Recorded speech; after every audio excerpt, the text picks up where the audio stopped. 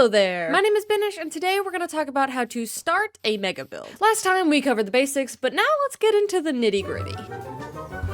So if you haven't seen this already, this is part 2 of a 3-part series all about mega builds. Today, I'm going to talk about the different processes of designing and starting a mega build. Well, I design a mega build. Meta, I know. So, jumping into it, I'm designing a future mega base for a somewhat secret project coming up in the future. Now, this probably looks really random, right? Well, to me, not really. I started with an idea and a vibe that I wanted to go for, specifically for this Barbie temple. Something crystally, colorful, glassy, something like that, but no real physical ideas. Then we go over to the lovely app known as Pinterest, no, not sponsored, don't ask, and we can start to find some images. This board is the collection of vibes I want to build, right? So jumping back into the build, we can see I'm starting with this design from this image. I don't know why it's from Wattpad. I can't explain that. So starting with this image means that I started with the floor, because I really like that reflective look.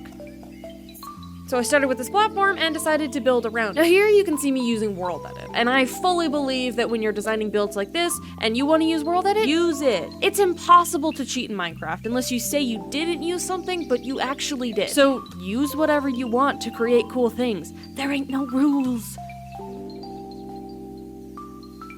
These stairs suck, by the way. They took forever. It's really hard to World Edit stairs, so I didn't try. Normally, for starting out with mega builds, I like to draw something out, sort of like this. But I don't have a spot for this build to go yet, so I'm just winging it. There are a lot of different ways people like to design their mega builds. Sometimes people will wing it, like I did with the library. Sometimes there's a plan, but no build done, like I did with the monument. And sometimes you'll build an exact copy built in your creative world, like I did with the mausoleum. Now what you're watching right now is me figuring out that I screwed something up. So I was flying around measuring things all over the place, and total honesty, never figured out what the problem was, but I fudged it and kept going. There's a chance down the line that it'll cause issues, but the change is so unnoticeable that I decided to leave it and cover it up however I could. Now, there are a lot of places that you can get ideas. For me, my favorite is general pieces of media, whether it be art, movies, but video games especially. I love to recreate Zelda stuff, or even just mix and match the ideas to create something new. There's no correct place to get inspiration. Any idea is a good idea.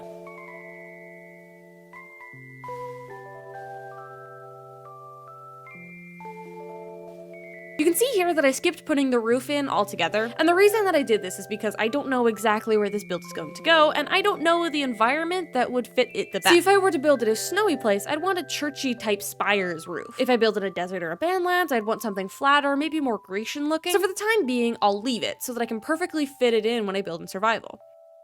When you're building in creative like this, you really have to make sure that there's space for edits. Depending on your landscape, your plans really can change. Of course, you can just flatten the land, but I'm lazy and I don't like to do that. So work with what you have in survival to properly plan and create. And with that, that's how I start my mega builds. And I'll say again, there's no one rule, one way to build, but if you're just starting out, this is what I have to say. Be lazy. Plan for simple and easy blocks to get, unlike concrete. Plan to leave spaces open to save on blocks, and plan around your location. This will save you the most time and the most effort. I hope you found today's video helpful, and if you did, make sure to like and subscribe. It takes 2 seconds and it really helps me out. If you have any questions, feel free to ask. I will be happy to answer. And of course, make sure to go check out part 1 and part 3 when it comes out. But anyways, thanks for watching, and I'll see you next time.